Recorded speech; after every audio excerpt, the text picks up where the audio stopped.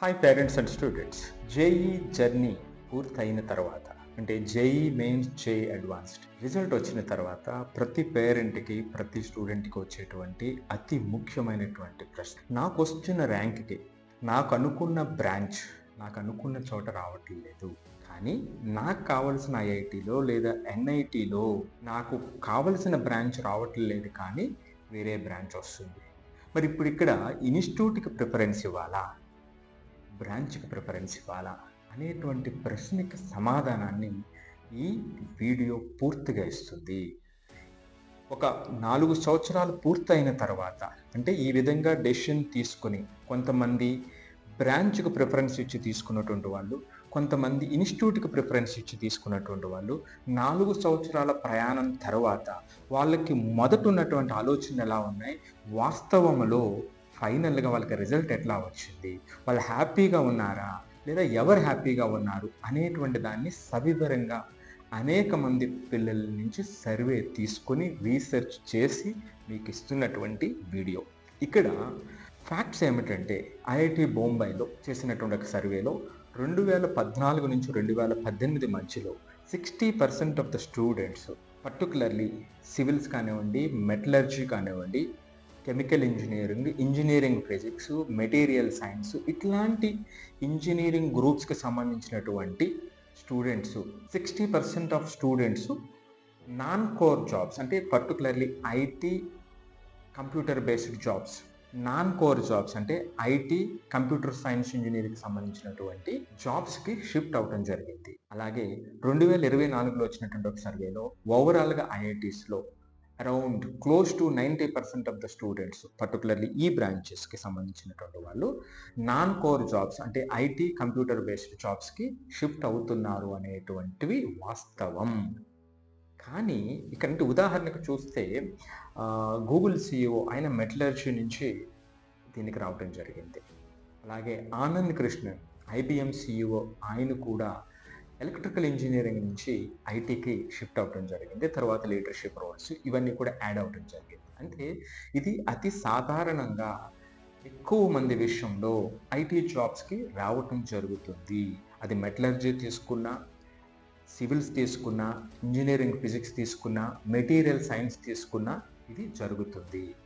మరి ఎట్లా మనకున్నటువంటి ఆ పర్టికులర్ స్టూడెంట్కి ఉన్నటువంటి ఇంట్రెస్ట్, నేను ఖచ్చితంగా ఇంజనీరింగ్ ఫిజిక్సే చేయాలి, లేదు నేను కెమికల్ ఇంజనీరింగ్లో రీసెర్చ్ చేద్దాం అనుకుంటున్నాను అని చాలామంది పిల్లలు, అంటే ర్యాంక్ వచ్చిన తర్వాత ఆ స్పిరిట్ చూపించేటువంటి పిల్లలు కూడా ఉంటారు. కానీ ఆ స్పిరిట్ ఎంతవరకు ఐఐటికి వెళ్ళిన తర్వాత, ఎన్ఐటికి వెళ్ళిన తర్వాత నిలబడుతుంది అనేటువంటిదే ప్రశ్న. సో దీంట్లో ఎక్కువ మందికి ఆ స్పిరిట్ తగ్గిపోతుంది.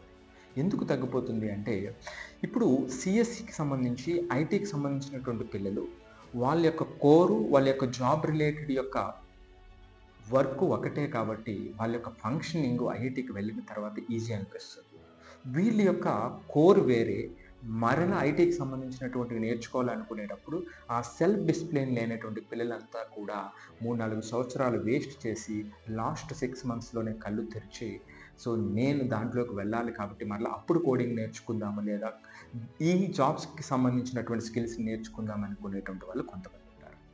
అట్లా కాకుండా సో ముందు నుంచి ఎవరైతే స్పిరిట్ ఉందో ఆ స్పిరిట్ ఉన్నటువంటి వాళ్ళు అక్కడికి వెళ్ళిన తర్వాత అక్కడ ఉన్నటువంటి పరిస్థితిని అర్థం చేసుకుని కష్టపడేటువంటి అవకాశం లేని సందర్భంలో వాళ్ళు రిగ్రెట్ అయ్యేటువంటి అవకాశం ఉంటుంది.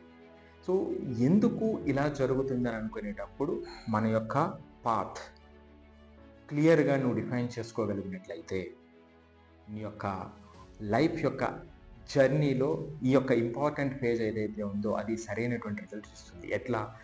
ఖచ్చితంగా నువ్వు కోర్లోనే, నీ కోర్లోనే ఉండాలి, నువ్వు రీసెర్చ్ చేయాలి అనుకునేటప్పుడు, నాకు అదే ఆనందం, నాకు జీవితానందాన్ని ఇచ్చేటువంటిది అని అనుకునేటప్పుడు, రెమ్యునరేషన్స్ తక్కువ ఉన్నప్పటికీ కూడా, నీకు కష్టం ఎక్కువ ఉన్నప్పటికీ కూడా, నేను 10 సంవత్సరాల్లోనూ 15 సంవత్సరాల్లోనూ రీసెర్చ్కి సంబంధించి నేనేమిటో నిరూపిస్తానని అనుకునేటప్పుడు ఈ యొక్క సిఎస్సికి సంబంధించినటువంటి వాళ్ళు ఐఐటికి సంబంధించినటువంటి వైపు చూడకుండా, అదే అంటే డబ్బులు అనేటువంటి కొంతవరకు, కానీ నా ప్యాషన్ ఇంపార్టెంట్ అనుకునేటువంటి వాళ్ళు ఖచ్చితంగా దాంట్లో దృష్టి పెట్టి పీక్ పాయింట్కి వెళ్ళేటువంటి అవకాశం ఉంటుంది. అట్లా కాకుండా నాకు డిగ్రీ అయిపోయిన తర్వాత సో ఈజీ కంప్లీట్ చేసిన తర్వాత మంచి ప్యాకేజ్ నేను బయటికి రావాలని అనుకునేటప్పుడు అలాంటి వాళ్ళ కోసం వచ్చిన చోట అంటే నువ్వు అనుకునేటువంటి సిఎస్సి కానివ్వండి, ఐటీ రిలేటెడ్ కానీ ఏదైతే ఇంజనీరింగ్ వస్తుందో అక్కడ జాయిన్ అవ్వటం, దాంట్లో 100% ఎఫర్ట్ ఇవ్వటం, బయటికి రావటం. లేదు నాకు ఐఐటి ఇంపార్టెంట్, ఆ ఎన్ఐటి పర్టికులర్ ఇన్స్టిట్యూట్ ఇంపార్టెంట్ అనుకునేటప్పుడు ఏదో ఒక కోర్సు జాయిన్ కావటం, మొదటి సంవత్సరం లేదా రెండో సంవత్సరం నుంచి ఈ ఐటీ రిలేటెడ్ నీ జాబ్కి, నీ ప్యాకేజ్కి సంబంధించి ఏదైతే నీకు థాట్స్ ఉన్నాయో దానికి సంబంధించినటువంటి స్కిల్స్ని పెంపొందించుకోవటానికి చేసేటువంటి అడుగులు నీకు సక్సెస్ని తీసుకొస్తాయి. సో అయితే డబ్బులు ఇంపార్టెంటా, నీ ప్యాషన్ ఇంపార్టెంటా? లేదు నాకు ఐఐటి ఇన్స్టిట్యూట్ ఇంపార్టెంట్, అదే సందర్భంలో 4 ఇయర్స్ తర్వాత నేను ఐటీ జాబ్లో మంచి ప్యాకేజ్తో సెటిల్ అవ్వాలి అనుకునేటప్పుడు ఒకే ఒక విషయం, స్కిల్స్ పెంచుకోవటమే, వేరే దారే లేదు. అక్కడ ఉన్నటువంటి కాంపిటీషన్ తట్టుకుని స్కిల్స్ పెంచుకోవటం ఖచ్చితంగా ఈ రోజున ఐఐటీలో నువ్వు అనుకున్న ర్యాంక్ రాకపోయినా నీ లైఫ్ కంప్లీట్గా డిఫరెంట్గా ఉంటుంది.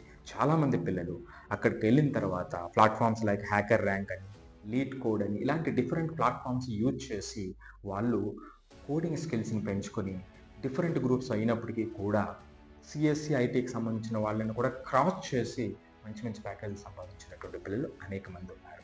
సో ఎందుకు ఇది జరుగుతుంది అంటే ఓన్లీ ఐటీ సిఎస్సికి సంబంధించినటువంటి వాటిలోనే ఎందుకు ఇలా జరుగుతుంది అనుకునే వరకు ప్రత్యేకించి ఐటీ సిఎస్సి రిలేటెడ్ జాబ్స్కి సంబంధించినటువంటి యావరేజ్ ప్యాకేజెస్ అరౌండ్ 15 lakhs వరకు ఉన్నప్పటికీ కోర్ జాబ్స్లోకి వచ్చేటప్పటికి 6 to 7 lakhs మాత్రమే ఉన్నాయి. సో కాబట్టి అంత వేరియేషన్ ఉంది కాబట్టి ఖచ్చితంగా ఎక్కువ మంది, అంతేకాకుండా ఆ ఫీల్డ్ సిఎస్సి ఐటీకి సంబంధించినటువంటి సెక్టార్ ఏదైతే ఉందో అది అనేక వేల మందిని అబ్జార్బ్ చేసుకునేటువంటి సత్తా కూడా ఆ సెక్టార్ దగ్గర ఉంది. అందుకే అనేక మంది స్కిల్స్ని పెంపొందించుకుని అటువైపు వెళ్ళేటువంటి అవకాశం ఎక్కువ కనిపిస్తూ ఉంది. సో ఈ ఉదాహరణకి ఎందుకు ఇంత తేడా జరుగుతుంది అనేటప్పుడు అందరికీ కూడా అర్థమయ్యేటువంటి విధంగా ఒక స్టాటిస్టిక్స్ చెప్పేటువంటి ప్రయత్నం చేస్తాను. సపోజ్ యాపిల్ కంపెనీ చూసినప్పుడు దీంట్లో ఒక employee total revenue by total employees మనం తీసుకుంటే ఒక్కొక్క ఎంప్లాయీ 21.50 crores వాళ్ళు రెవెన్యూ జనరేట్ చేయగలుగుతుంది ఆ కంపెనీ. అట్లాగే గూగుల్ చూసినప్పుడు 16.34 crores అంటే ఒక ఎంప్లాయీకి వచ్చేటువంటి రెవెన్యూ. Microsoft 9.55 crores, Netflix 21.24. అదే ఈ మధ్య సో టాప్ 1లో ఉన్నటువంటి ఎన్విడియా సెమీ కండక్టర్స్ది ఇచ్చేటువంటిది 43.17 crores.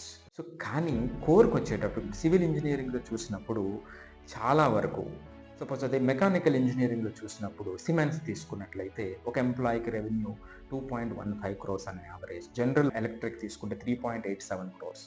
సో ఈ విధంగా హనీవెల్ కంపెనీ తీసుకుంటే 3.18 crores. ఈ విధంగా వేరే కంపెనీస్ చూసినప్పుడు టాటా స్టీల్ తీసుకుంటే 7.74 crore, ఇండియన్ ఆయిల్ కార్పొరేషన్ అంటే ఐఓసిఎల్ తీసుకున్నట్లయితే 22.19 crores, ఓఎన్జీసీ తీసుకుంటే 20.30 crores, రిలయన్స్ ఇండస్ట్రీస్ తీసుకుంటే 2.75 crores ఫర్ 1 ఎంప్లాయీ. చూసారా ఎంత వేరియేషన్. అంటే ఈ top IT companies CSC companies generate చేసేటువంటి రెవెన్యూస్ వేరే, ఈ వేరే గ్రూప్స్ ఏదైతే ఉన్నాయో అవి తీసుకునేటువంటి రెవెన్యూస్ వేరే. అంతేకాకుండా అక్కడ నెంబర్ ఆఫ్ పొజిషన్స్ తక్కువ, ఇది పెద్ద ఇండస్ట్రీ అయిపోయింది కాబట్టి సో అక్రాస్ ద గ్లోబ్ ఇక్కడ ఉన్నటువంటి ఆపర్చునిటీస్ ఎక్కువ. సో ఫైనల్గా కన్క్లూజన్ ఏమిటంటే నీవు 4 years తర్వాత స్కిల్స్ పెంచుకుని ఐటీ జాబ్కి వెళ్ళాలి అనుకున్నట్లయితే ఇర్రెస్పెక్టివ్ ఆఫ్ యువర్ గ్రూప్ స్కిల్స్ని పెంచుకోవడమే. ఇక్కడ ఐఐటికి సంబంధించి లేదా కొన్ని ఎన్ఐటికి సంబంధించిన ఒక ముఖ్యమైనటువంటి విషయం ఏమిటంటే ఇర్రెస్పెక్టివ్ ఆఫ్ గ్రూప్ నువ్వు ప్లేస్మెంట్లో సిఎస్సి కానీ ఐటీకి రిలేటెడ్ జాబ్స్కి సంబంధించినటువంటి వాటిలో కూడా నువ్వు పార్టిసిపేట్ చేయడానికి అవకాశం ఉంటుంది. కాబట్టి అంటే కంపెనీ చూసేటువంటి ఫైనల్గా నీ స్కిల్స్ని చూస్తాయి కాబట్టి నువ్వు ఆ స్కిల్స్ని పెంపొందించుకొని ఇటు ఐఐటి డిగ్రీ అటు స్కిల్స్ రెండింటిని యాడ్ చేసుకుని నువ్వు ముందుకు వెళ్ళినప్పుడు ఖచ్చితంగా నువ్వు అనుకున్నటువంటి లక్ష్యాన్ని సాధించగలుగుతావు. సో ఇది అనేక మంది పిల్లలు 4 years తర్వాత 4 years ముందు వాళ్ళ ఆలోచనలు 4 years తర్వాత ఉన్నటువంటి రియాలిటీని అర్థం చేసుకుని ఇచ్చినటువంటి వీడియో. సో మీరు మీ ప్రిఫరెన్సెస్ కింద కామెంట్లో తెలియజేయండి.